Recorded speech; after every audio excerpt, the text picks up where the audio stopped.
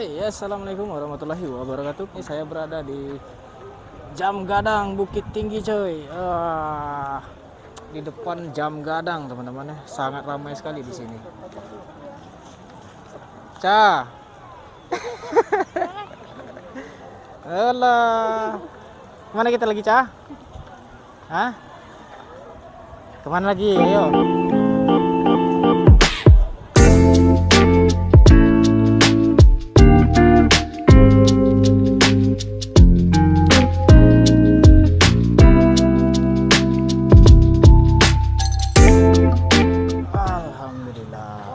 Ternyata sampai juga, teman-teman. Oke, kali ini kita enggak. Kali ini kita udah sampai di mana, Cah? Lubang Jepang. Lubang Jepang, coy. Cah, udah sering sini, Cah? Belum? Baru kali ini? Iya. Kebetulan. Ini apa nih? Medan, pintu keluar, pusat, Tugu. Mana ini? Menara. Oh, di situ ada lubang Jepang, coy. Teman-teman bisa baca itu ya. Oke, kita akan ke sana ya. Ya. Seumur hidup baru kali ini aku masuk ke lubang Jepang. Oke, kita tanya dulu. Wow. Teman-teman bisa lihat di sini ada lubang Jepang. Udah tertulis, tinggal kita masuk aja ke sana. Sudah pernah sebelumnya? Belum. Kalau mau turun, di sini ada pemandu. Jadi pemandu gunanya ngantar ke dalam, tunjuk jalan serta sejarah, supaya nggak ragu, nggak bingung nantinya. Jadi kalau dipandu tuh ada pembayaran lagi. Jadi jasa panduan itu 1 kali jalan sampai selesai Rp80.000. Jadi nanti diantar semuanya. Oh, diantar semuanya ya. Oh, jadi totalnya itu Rp80.000 ya. Bayarnya nanti selesai kerja. Selesai kerja. Oh. Baru dibayar. Oke. Masuk kita, Cak? Ya. Ini pemandu dipandu. Oke, siap. Oleh. Kalau mau di standar 80. Kalau mau kasih lebih tergantung. Kalau namanya nggak ada tarifnya. Siap. Sebelumnya namanya siapa, Pak? Nama saya Jack. Oke, saya Diki. Baik. Oke, ayo. Oke, teman-teman, kita akan memasuki ke lubang Jepang.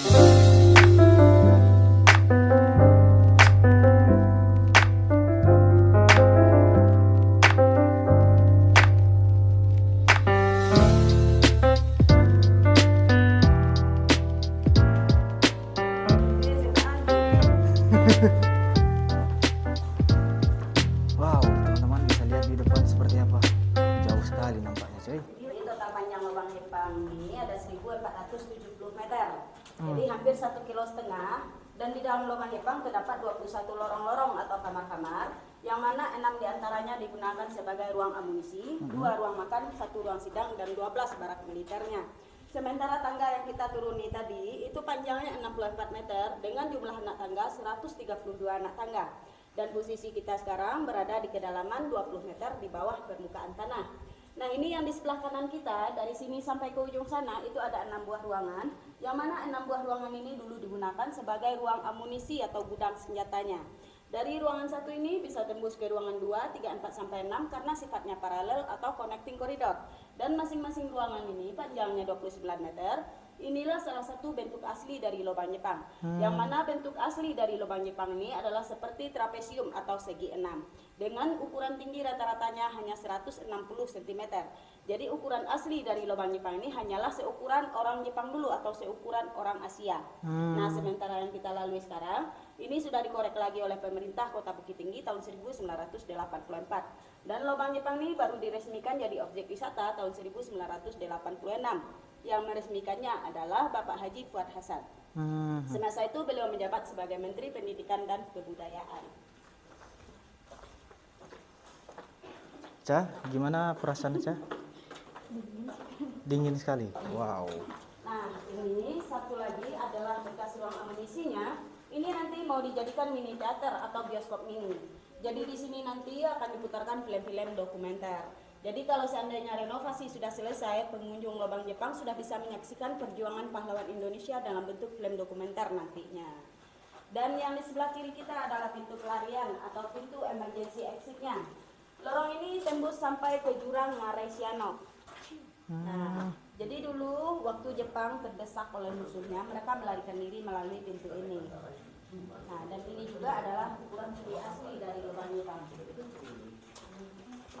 Sementara ruangan yang ini juga masih digunakan sebagai ruang amunisi, nantinya mau dijadikan lorong market atau tempat miniatur kota Bukit Tinggi.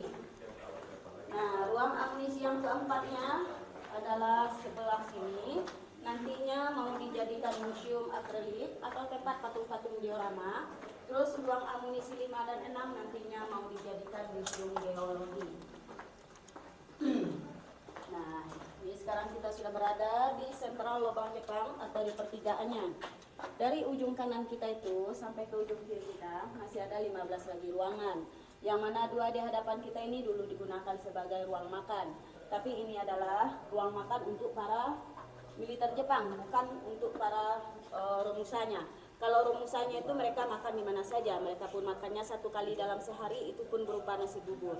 Jadi kebanyakan romusanya itu meninggal bukan hanya karena disiksa aja, melainkan banyak yang mati karena kelaparan. Nah, kita lanjut ke sana, nanti kita juga kunjungi penjara dan juga ada dapur eksekusi atau tempat pembantaiannya.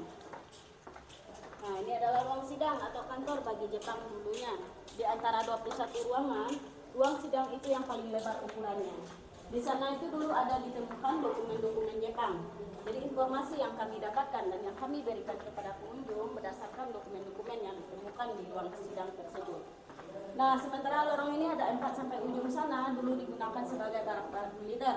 Tapi yang 4 ini dikhususkan barak bagi petinggi-petinggi Jepang. Salah satu nama dari mereka itu adalah Kolonel Moritake Tanabe. Dan Kolonel Moritake Tanabe ini adalah seorang pemimpin untuk penggalian lubang Jepang di sini. Dia meninggal di sini dengan memakai sistem harakiri atau bunuh diri ala Jepang dulunya. Nah, itu yang tembus keluar juga digunakan sebagai pintu pelarian. Nah, itu pintu pelarian kedua. Sekarang kita ke sini, kita menuju penjaranya.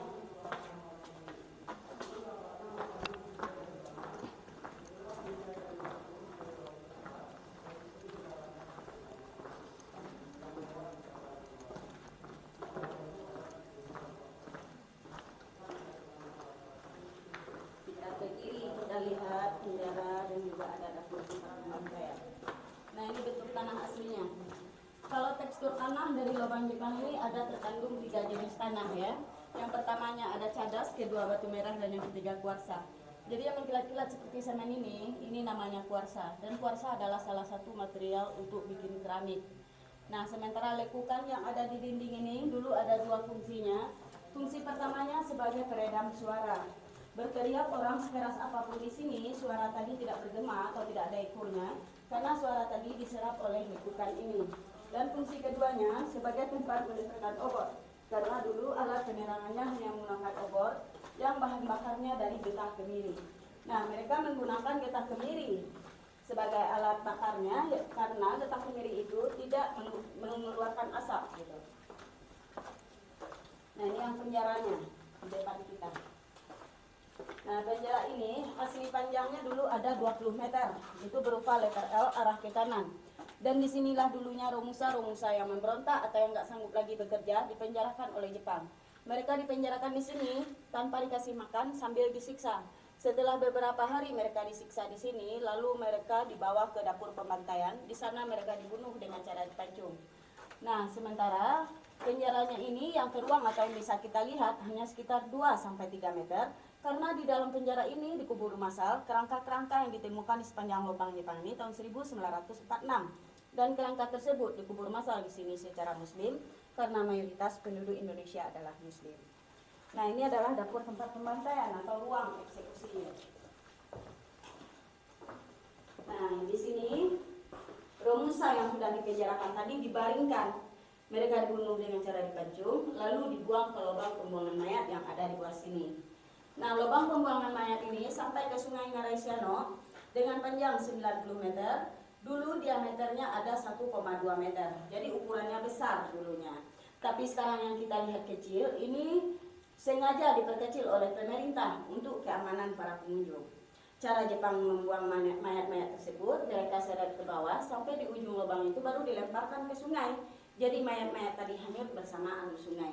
Sementara yang bagian atas dulu digunakan Jepang sebagai pintu pengintaian. Jepang naik ke atas dengan menggunakan tangga dari bambu. Dari atas sanalah Jepang memantau aktivitas penduduk.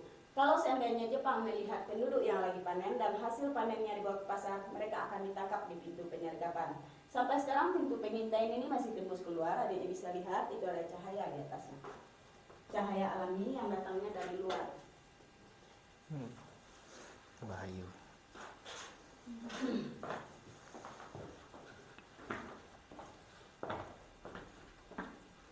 Dan di atas kita ini sekarang ini ada TPU ini deh ya. Jadi kita berjalan di bawah TPU sekarang, di bawah pemakaman umum. Di Lubang Jepang ini kan total panjang seluruhnya 1470 meter. Itu yang dibuka sebagai objek wisata. Sementara di bawah kota Bukit Tinggi, total panjang dari Lubang Jepang ini ada 6,2 km. Jadi seperempat dari kota Bukit Tinggi itu di bawahnya ada Lubang Jepang. Nah, selain di sini, Lubang Jepang itu ada di bawah Jam Gadang, di bawah Benteng Depok, di bawah Hotel Novotel, bahkan di bawah rumah penduduk itu ada. Tapi itu belum sempat ditembuskan oleh Jepang karena mereka udah keburu kalah. Nah, sehingga pengajiannya dihentikan gitu kan. Di Lubang Jepang ini dibuat cuma selama 2 tahun 8 bulan. Awal digalinya Desember 1942 sampai Agustus 1945. Terhentinya penggalian di sini bersamaan juga terjadinya bom atom di Nagasaki dan Hiroshima. Wow. Nah, ini yang pintu penyergapannya di sebelah kiri kita. 10 meter di depan gerbang itu ada jalan raya sekarang. Kalau dulunya itu cuma jalan tanah yang hanya bisa dilalui oleh pedati. Dan itu pun juga satu-satunya jalan menuju ke kota Bukit Tinggi. Jadi setelah diintai oleh Jepang di pintu pengintaian tadi, dia lihat ada penduduk yang mau ke pasar membawa hasil taninya, mereka ditangkap dari sini. Hasil tani yang dibawa itu dirampas dan dijadikan stok makanan oleh Jepang, orangnya pun dibawa masuk. Mereka kurung 1-2 hari di penjara, setelah itu dikirim ke daerah lain, dijadikannya rumusa di sana. Nah, jadi yang menggali lubang Jepang di sini, mereka itu bukanlah orang Sumatera Barat, tetapi mereka didatangkan dari Pulau Jawa, Kalimantan, dan Sulawesi. Sementara orang Sumatera Barat yang ditangkap oleh Jepang dipekerjakan ke daerah lain, dijadikan rumusa di sana, seperti di Dian Irian Jaya dan juga di Borneo, Kalimantan. Jadi alasannya Jepang memutar-mutar letak para rumusa tersebut supaya rahasia dari lubang Jepang ini tetap terjaga, tidak bocor keluar. Karena dulunya kan sebelum zaman kemerdekaan belum banyak bangsa Indonesia yang mengetahui bahasa persatuan kita. Kita masih banyak menggunakan bahasa daerah masing-masing. Jadi seandainya ada di antara rumusa tadi yang sempat melarikan diri, mereka tidak bisa membocorkan rahasia Jepang dan mereka pun juga gampang ditangkap lagi karena mereka tidak mengetahui area dan lokasi yang ditempatinya. Nah, ini sampai ke ujung sana juga digunakan sebagai barak-barak militer. Tapi yang 8 lagi ini barak yang dikhususkan untuk militer Jepang yang mengawasi rumusanya bekerja. Nah, di denah ini adalah pintu nomor 10. Yang mana pintu nomor 10 ini juga digunakan bagi pengunjung sekarang untuk akses keluar. Bagi pengunjung yang nggak sanggup balik naik tangga, boleh keluarnya di sini. Kalau dulunya ini adalah lorong yang pertama kali digali oleh Jepang dulunya. Sinilah awal pertama kalinya. Terus juga dari sini awal pertama kali ditemukan lubang Jepang. Waktu ditemukan lubang Jepang ini, setiap lorong yang tembus keluar 20 meter dari luar arah ke dalam dulu ukurannya kecil, hanya berdiameter 1,2 meter. Setelah 20 meter ke dalam baru lebar seperti ini. Jadi bentuknya itu dulu seperti botol. Alasannya Jepang membuat sedemikian rupa, yang pertama supaya rumusannya tidak mudah untuk melarikan diri, dan yang kedua supaya tidak kelihatan dari luar. Dan itu terbukti selama 2 tahun 8 bulan penggalian lubang Jepang di sini tidak ada satupun masyarakat yang mengetahuinya. Lubang Jepang ini baru ditemukan setahun sesudah Indonesia merdeka, yaitu tahun 1946. Nah,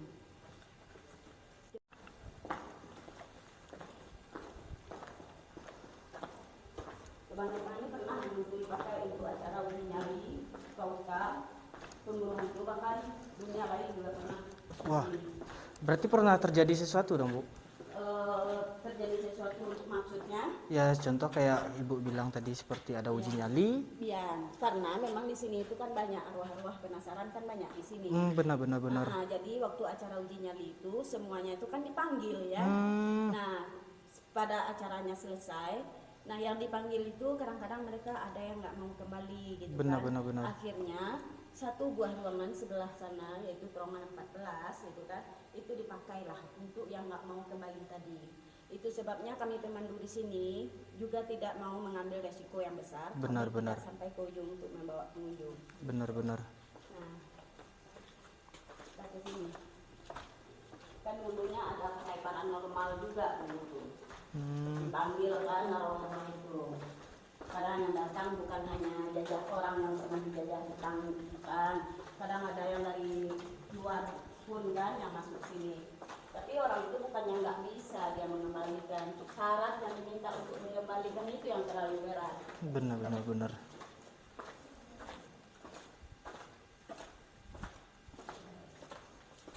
Teman-teman bisa lihat kondisinya seperti ini, teman-teman. Ini dibuat itu atas perintah Markas Besar Divisi 25 Angkatan Darat Jepang dengan tujuan dibuatnya lubang Jepang ini sebagai bunker para militer Jepang. Bunker ya? Ya,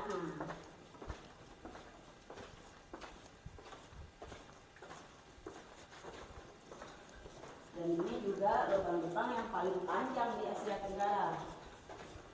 Jadi setiap negara yang dijajah oleh Jepang itu peninggalannya pasti lubang Jepang.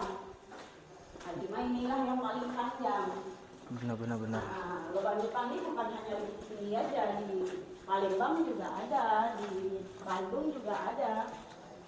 Berarti memang Inilah ruang amunisi yang pertama tadi. Nah, jadi lorong ini makin kunjung kan makin pendek, jadi yang tinggi-tinggi diharapkan jalan sedikit merunduk. Nah, inilah ukuran aslinya, ini lubang Jepang. wow.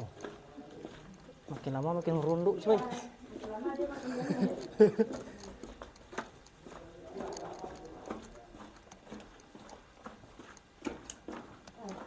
Oh, tembus ke ruang amunisi.